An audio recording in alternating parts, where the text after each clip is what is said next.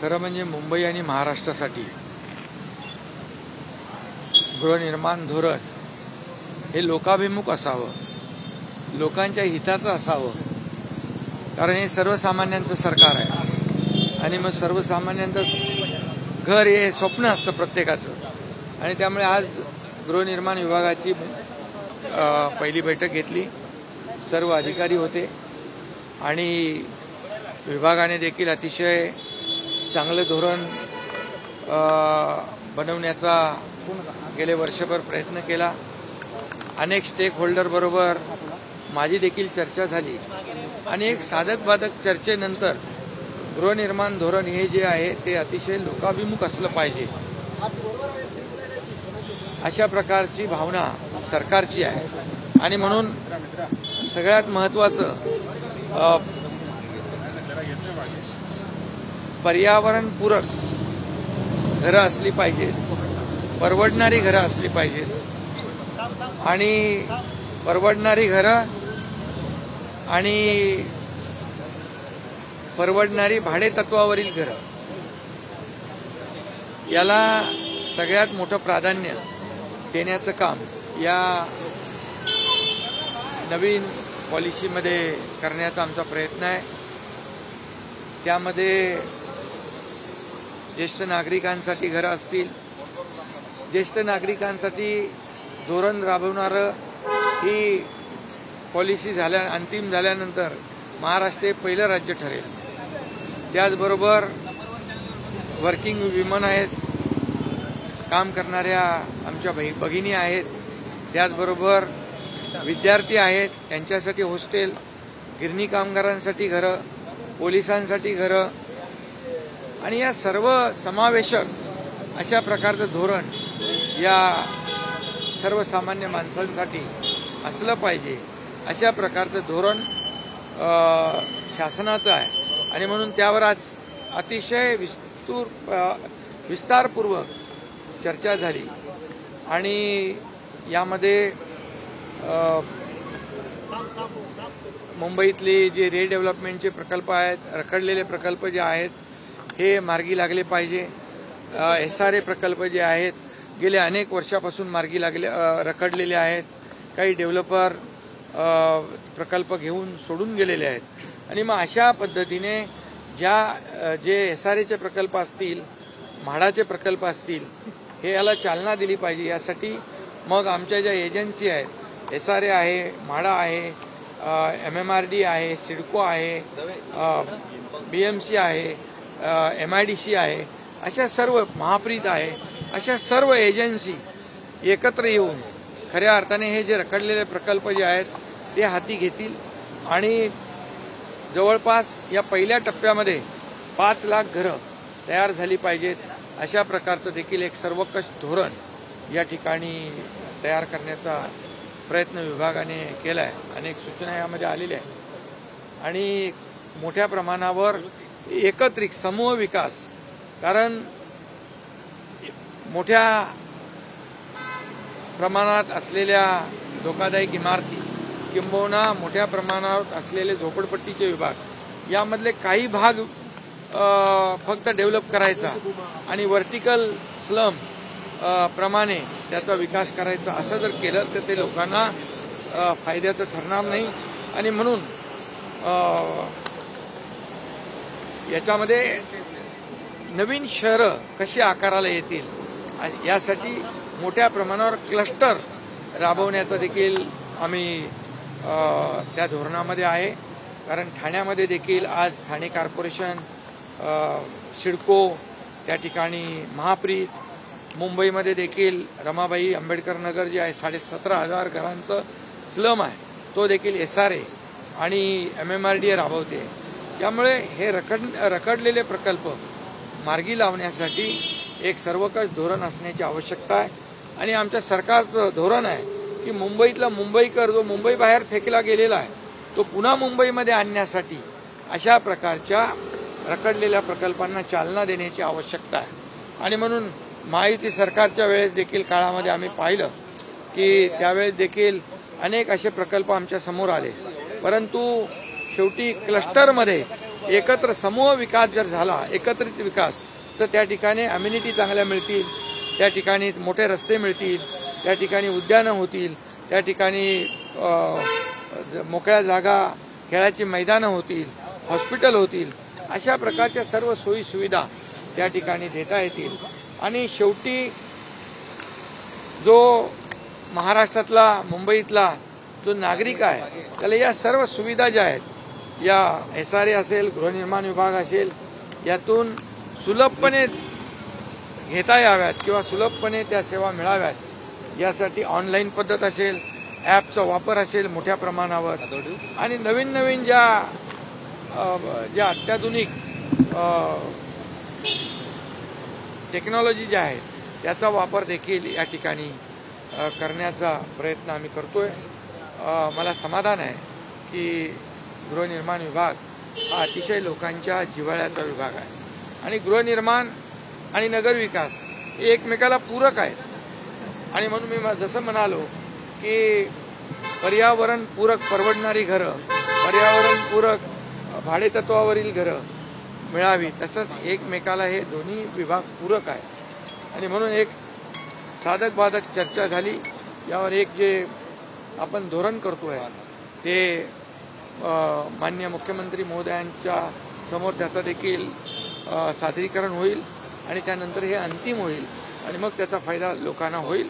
आणि खऱ्या अर्थाने जे गेल्या अनेक वर्षापासून झोपडपट्ट्यांमध्ये लोक राहत आहेत, किंवा काही लोक जे डेव्हलपरने प्रकल्प अर्धवट सोडल्यामुळे अगदी वसई, विरार, नालासोपाऱ्यापर्यंत गेलेत, इकडे कल्याण, बदलापूर, अंबरनाथ, वांगणीपर्यंत गेलेत, हे सगळे मुंबईकर जे आहेत या आमच्या सर्व प्रकल्पांमुळे किंबहुना एकत्रित या क्लस्टर डेव्हलपमेंटमुळे पुन्हा मुंबईत येतील.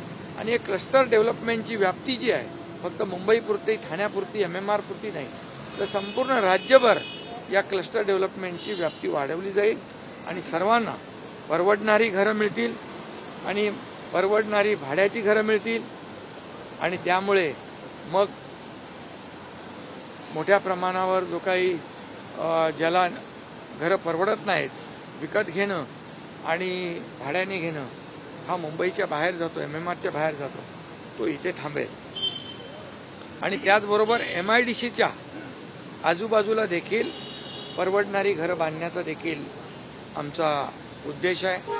आणि त्यामुळे देखील जवळच म्हणजे वॉक टू वर्क ही जी आदरणीय प्रधानमंत्री मोदीजींची संकल्पना आहे, जसं आपण इथं TOD करतोय तसंच हे वॉक टू वर्क जे आहे हे म्हणजे जिथे उद्योग आहेत तिथे घरं असतील. आणि म्हणून त्याचाही फायदा या ठिकाणी लोकांना होईल. गिरणी कामगारांना आतापर्यंत घरं मिळाली नाही, अनेक लोकांनी निर्णय घेतले परंतु त्यांना घरं मिळाली. त्यांना देखील 1 लाख घरं देण्याचा आम्ही या ठिकाणी आमच्या पॉलिसीमध्ये त्याचा अंतर्भाव केलेला आहे. आणि म्हणून पोलिसांना घरं, गिरणी कामगारांना घरं, सर्वसामान्यांना घरं, वर्किंग ज्या महिला आमच्या कामगार महिला आहेत त्या भगिनींना घरं, त्याचबरोबर विद्यार्थ्यांना हॉस्टेल, अशा प्रकारचं सर्वकष धोरण या ठिकाणी करण्यात आलं. काळबादेवी असेल, त्यासोबतच साऊथ मुंबईचा जो अत्यंत दाटीवाटीचा परिसर आहे, क्लस्टर डेव्हलपमेंट करणं त्या ठिकाणी एक मोठं आव्हान असणार आहे. नाही, कामाठीपुरा देखील सगळे त्याच्यामध्ये आम्ही घेणार आहोत. त्या प्रकल्पांची मी नावं काही सांगत नाही, परंतु जे प्रकल्प रखडलेले आहेत आणि दाटीवाटीच्या क्षेत्रामध्ये आहेत, दाटीवाटीच्या क्षेत्रात लोक राहत आहेत, त्यांना देखील मोकळा श्वास घेता आला पाहिजे, त्यांचं जीवनमान उंचावलं पाहिजे, यासाठी देखील आम्ही प्रयत्न करणार आहोत. आणि हे सरकारचं मोठं पाऊल मुंबई आणि महाराष्ट्रासाठी ठरेल. हिंदी में आज हाउसिंग डिपार्टमेंट का एक आढ़ावा बैठक हुई. इसमें SRA है, माड़ा है, इसके बारे में बहुत ही चर्चा हुई. और जो कई सालों से प्रलंबित जो प्रोजेक्ट है उसे आगे बढ़ाने के बारे में चर्चा हुई है. इसमें पर्यावरण पूरक अफोर्डेबल घर देना हमारी सरकार की जिम्मेदारी है. और affordable housing, affordable rental housing ये भी देने का हमारा इरादा है। उसमें वर्किंग वुमन जो है उनके लिए घर, स्टूडेंट के लिए घर, गृहिणी कामगारों को घर, पुलिस को घर, ऐसे सभी वर्ग को, ज्येष्ठ नागरिकों को ये पॉलिसी में डालने वाला ये महाराष्ट्र पहला राज्य है।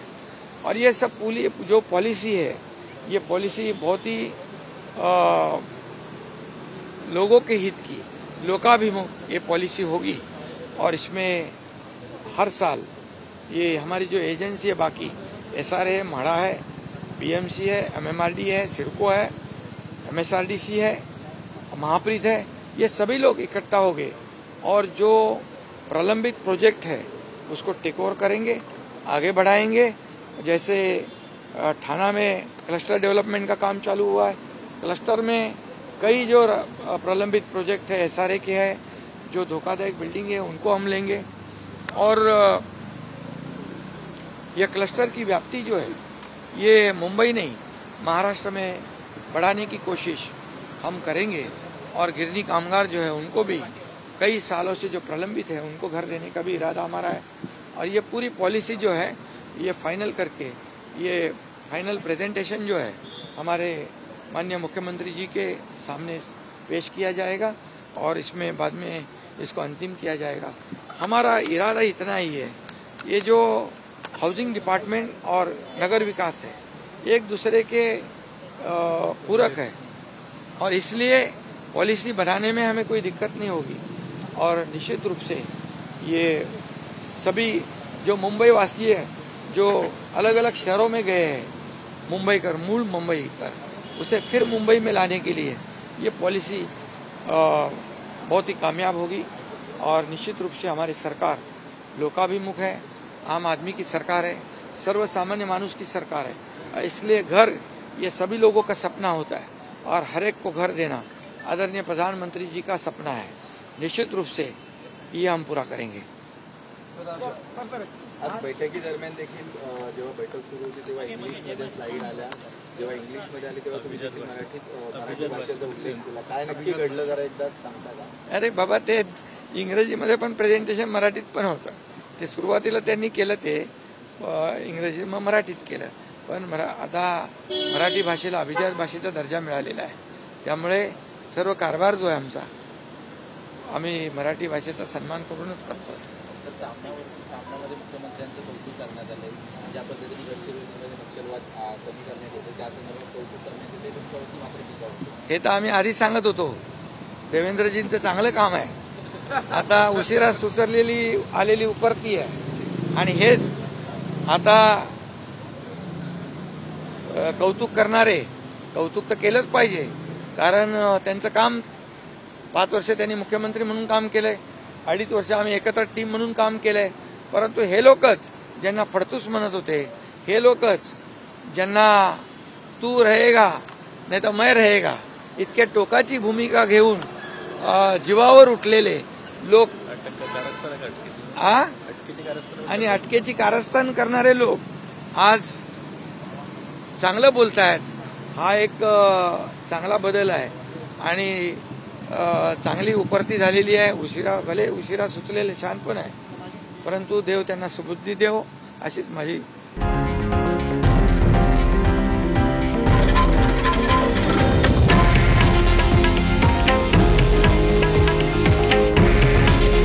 हे आहे देशातील नंबर 1 न्यूज नेटवर्क आणि आपण पाहत आहात TV9 मराठी।